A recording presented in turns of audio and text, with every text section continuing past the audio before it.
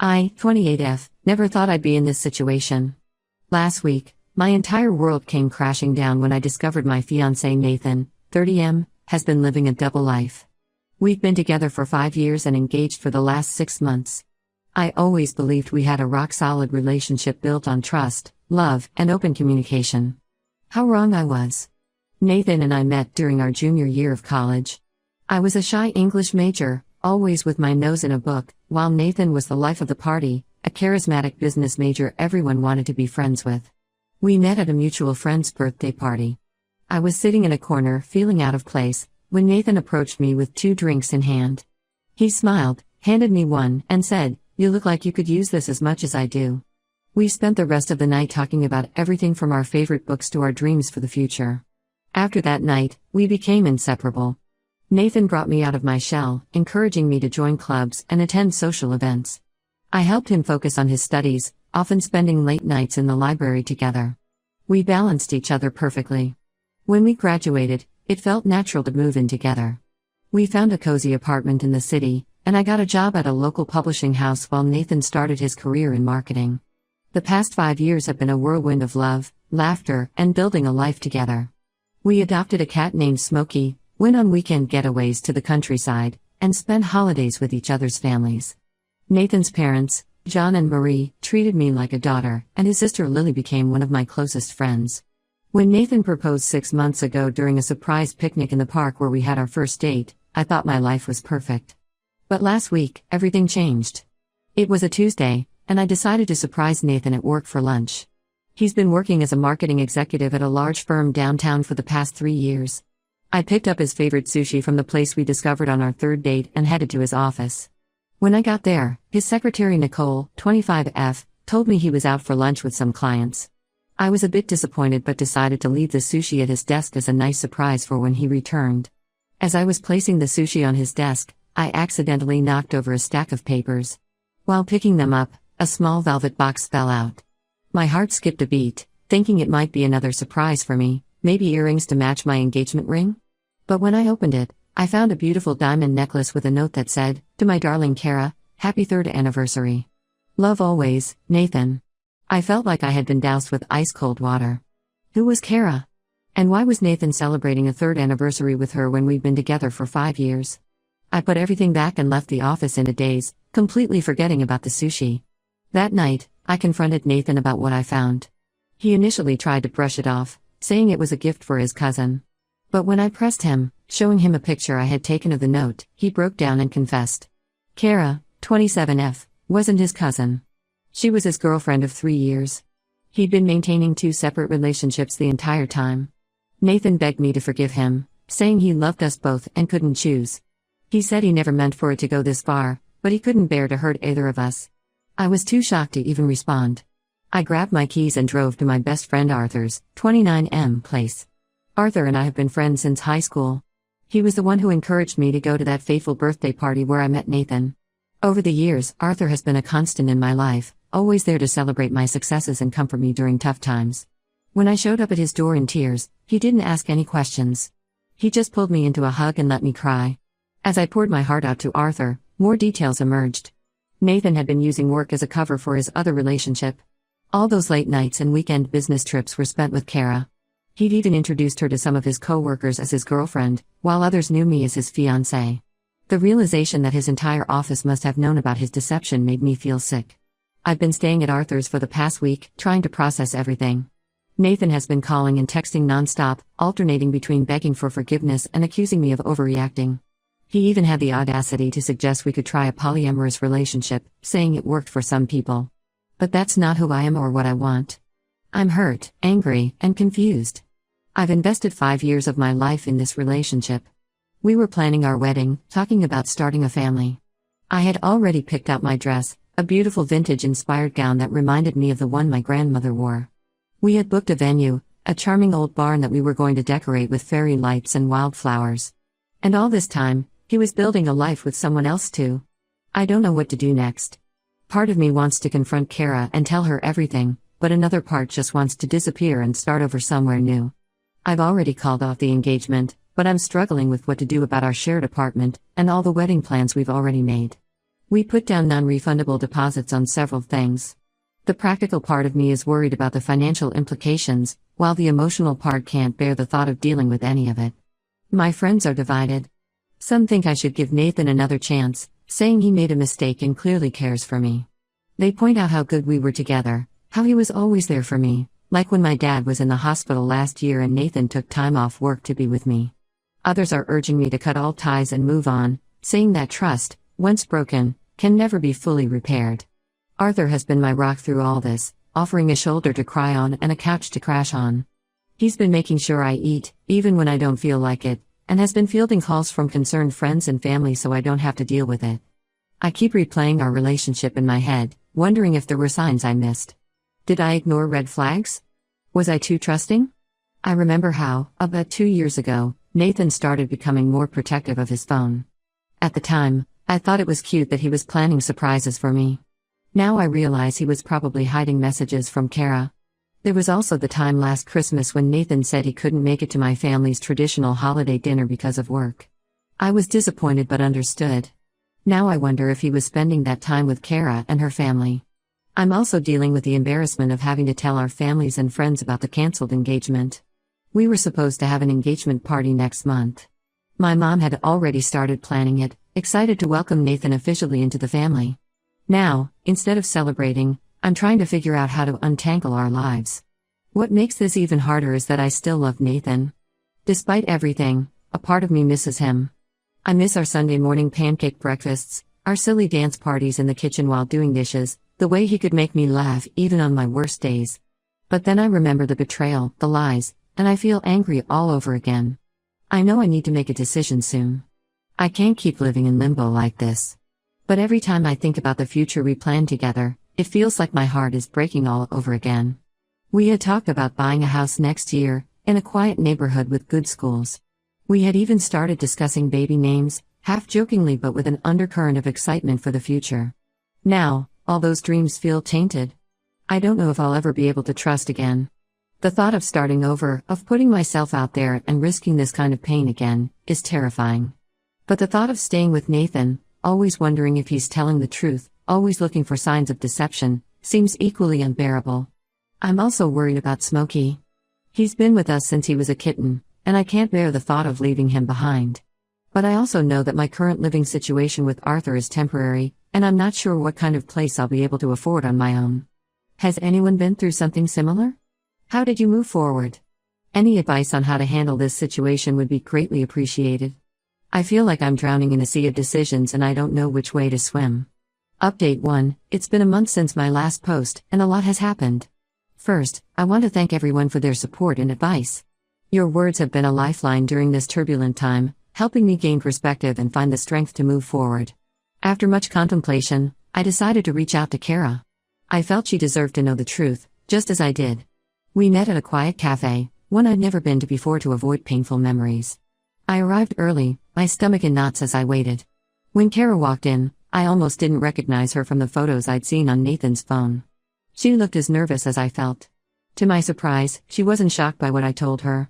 She had suspected Nathan might be seeing someone else but didn't have any proof. As we talked, we realized just how extensively Nathan had manipulated both of us. He had been playing us against each other, using information from one relationship to strengthen the other. For instance, he told Kara I was his clingy ex who couldn't let go, which explained why he sometimes had to cancel plans with her. To me, he'd say he was working late or had business trips, when in reality he was with Kara. The level of deception was staggering.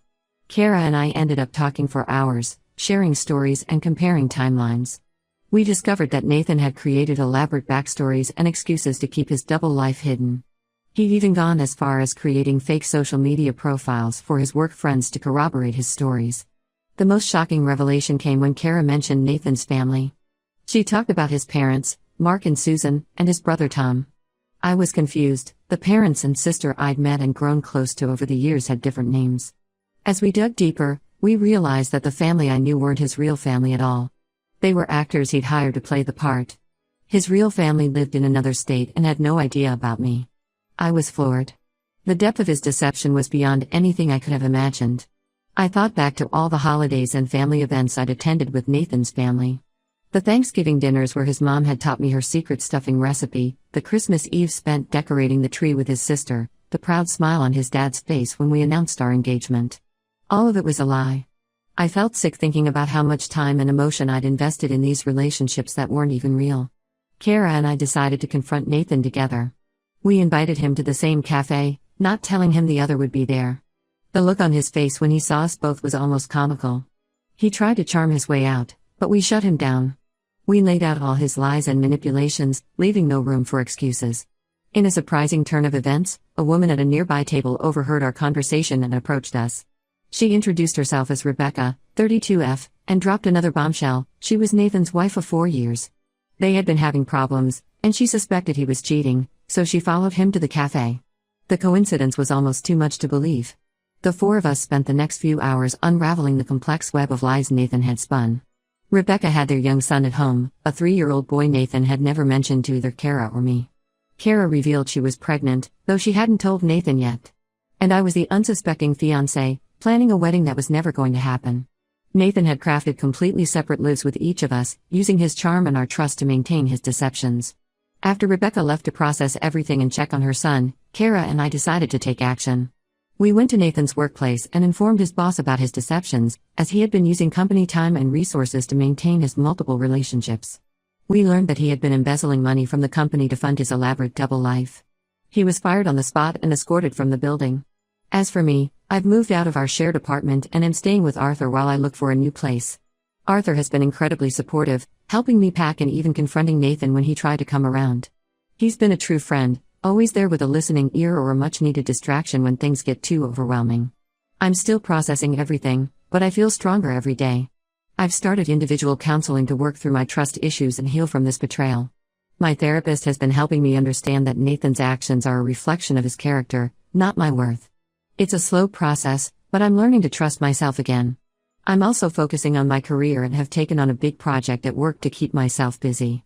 My boss has been understanding about the situation and has given me the flexibility I need to deal with the legal and emotional fallout of Nathan's deceptions. Kara, Rebecca, and I have formed an unexpected support system for each other. We meet regularly to talk and help each other heal. It's been therapeutic to have people who truly understand what I'm going through. We're even considering starting a support group for others who have experienced similar betrayals. I've also had to deal with the fallout with Nathan's fake family.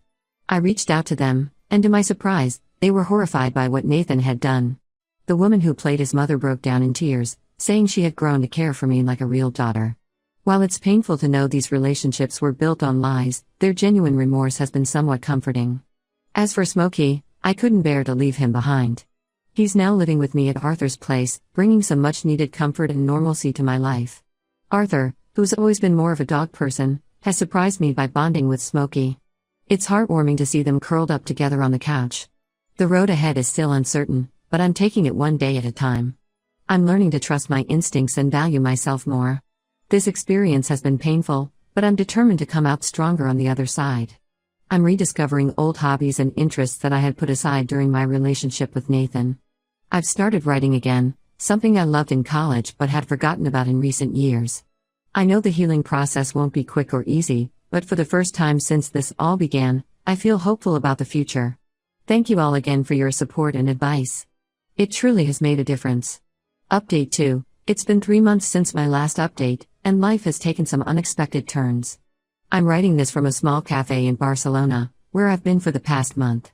The smell of fresh pastries and strong coffee fills the air, and the chatter of locals in rapid-fire Spanish creates a soothing background noise as I type this on my laptop. After the dust settled from the Nathan situation, I threw myself into work. I was pulling long hours, taking on extra projects, anything to keep my mind occupied. I redesigned our company's entire marketing strategy, organized a successful book launch event, and even started mentoring a new intern. My boss was thrilled with my productivity, but Arthur noticed I was running myself ragged. About a month ago, as I was working late at the office for the 5th night in a row, Arthur showed up with takeout from our favorite Thai place. As we sat eating pad Thai at my desk, he gently suggested I take a sabbatical. At first, I dismissed the idea. How could I just up and leave? But the more I thought about it, the more appealing it became. I had some savings, and to my surprise, my company has a generous leave policy. They even encouraged it, saying I'd come back with fresh perspectives. So, in a moment of spontaneity I haven't felt since the Nathan ordeal, I booked a one-way ticket to Spain. This trip has been transformative. I've been exploring the winding streets of Barcelona, practicing my rusty Spanish, and doing a lot of self-reflection. I visited the stunning Sagrada Familia, spent hours getting lost in the works at the Picasso Museum, and enjoyed countless sunsets on the beach. I've also started writing a book about my experiences. It's something I've always wanted to do but never had the courage to start. The words have been flowing out of me, a cathartic release of everything I've been through. Who knows, maybe one day I'll actually publish it. As for Nathan, he's become a distant memory. The last I heard, he's facing legal troubles. Rebecca filed for divorce and is seeking full custody of their son. The company Nathan worked for is pressing charges for embezzlement. Kara decided to keep her baby and is doing well with the support of her family. We still check in with each other occasionally, united by our shared experience. Arthur and I have been in constant contact throughout my trip. He's been my sounding board, my virtual tour guide, and my link to home. We video chat almost every day, and he's always eager to hear about my latest adventures. He even helped me research some of the historical sites I visited, sending me interesting facts and stories about each place. About 2 weeks ago, during one of our video calls, Arthur confessed that he's had feelings for me for years. I was sitting on the balcony of my rented apartment, the lights of Barcelona twinkling behind me, when he told me. I was surprised at first, but as I thought about it, I realized those feelings might be mutual. Arthur has been my rock through this whole ordeal, and I can't imagine my life without him. But I'm also scared. After what happened with Nathan, the idea of starting a new relationship is terrifying. We've agreed to take things slow and see where this goes when I return. It's both exciting and scary to think about starting a new relationship, but I trust Arthur completely. I've also reconnected with old friends and made new ones here in Barcelona. There's a group of expats I meet up with regularly, and their stories and perspectives have broadened my horizons. I've met people from all over the world, each with their own unique experiences and outlooks on life. It's been refreshing to step out of my comfort zone and connect with people from such diverse backgrounds. This journey has taught me so much about myself. I've learned that I'm stronger than I ever gave myself credit for. I've discovered new passions, like photography. I've been documenting my travels and even started an Instagram account to share my pictures. I've rediscovered old loves too, like my passion for literature. I've been devouring books in the local cafes, everything from Spanish classics to contemporary bestsellers. Most importantly, I've learned that it's okay to put myself first sometimes. I've spent so much of my life trying to please others, to be the perfect girlfriend, the ideal employee. Now, I'm learning to listen to my own wants and needs. I'm setting boundaries and prioritizing my own happiness. I'm not sure what the future holds, but for the first time in a long time, I'm excited to find out. I'm planning to stay in Barcelona for another month before heading back home. Who knows what adventures await? Maybe I'll extend my trip and explore more of Europe. Maybe I'll go back home and start a new chapter with Arthur. Or maybe I'll do something completely unexpected. Whatever happens, I know I'll face it with a newfound strength and sense of self. This experience, as painful as it was, has shown me what I'm capable of. I'm no longer the girl who let herself be deceived for years. I'm stronger, wiser, and ready for whatever life throws my way next. Update 3. It's been a year since my original post, and what a year it's been. I'm happy to report that life has taken a decidedly positive turn. I returned from my European adventure with a fresh perspective and a completed manuscript. My time in Barcelona stretched into a 3-month journey across Europe. I visited the romantic canals of Venice, the historic streets of Prague, and the lush countryside of Ireland. Each place left its mark on me, shaping my story and my outlook on life. To my surprise and delight, a small publishing house showed interest in my book. After some back and forth and a lot of editing, Double Lives, a story of love, betrayal, and self-discovery hit the shelves last month. The response has been overwhelming. I've received messages from readers all over the world who have been touched by my story. Some have shared their own experiences with betrayal, while others have told me how my journey inspired them to make changes in their own lives. I've even been invited to do a small book tour. Next month, I'll be traveling to 5 cities across the country, doing readings and signings. It's scary and exciting all at once. The thought of standing in front of a room full of people, sharing my most vulnerable moments, is nerve-wracking. But it's also incredibly empowering. I'm no longer hiding from my past, I'm using it to connect with others and hopefully make a difference. On the personal front, Arthur and I decided to give our relationship a shot when I returned from Europe. We took things slow at first, both of us a bit nervous about potentially ruining our friendship. But as it turns out, Our years of friendship laid a solid foundation for something more. We've been officially dating for 6 months now, and I've never felt more secure or loved in a relationship. Arthur has been incredibly supportive of my writing career. He was the first person to read my manuscript, offering encouragement and constructive feedback. He's been by my side through every step of the publishing process, from the nerve-wracking wait to hear back from publishers to the exhilaration of holding my first printed copy. Work-wise, I returned from my sabbatical with renewed energy and focus. I pitched a new project that got greenlit, and I'm now leading a team in its implementation. It's a literacy program that partners with local schools to encourage reading among underprivileged children. It's challenging but incredibly rewarding. Seeing the excitement on a child's face when they finish their first book is indescribable. I've kept in touch with Kara and Rebecca. Kara's baby girl is now 6 months old and absolutely adorable. She's found a wonderful partner who loves both her and the baby. They're taking things slow, but Kara says she's never been happier. Rebecca finalized her divorce and got full custody of her son. She started a support group for people who've been in similar situations, which has been healing for her. She's even talking about writing her own book about her experiences. As for Nathan, he tried to contact me a few months ago. He said he'd been in therapy and wanted to apologize. I appreciated the gesture but told him I'd moved on and wished him well. From what I've heard, he's still struggling to get his life back on track. He's facing legal consequences for his actions, but I hope he's getting the help he needs. This whole experience has taught me valuable lessons about trust, self-worth, and resilience. I've learned to trust my instincts, to value myself, and to surround myself with people who truly care about me. I've also learned the importance of forgiveness, not for the other person, but for myself. Letting go of the anger and hurt has been freeing. Looking back, I can hardly believe how much has changed in a year. From the depths of betrayal and heartbreak, I've found new love, a new career path, and a strength I never knew I had. Life is unpredictable, but I'm excited to see what the future holds.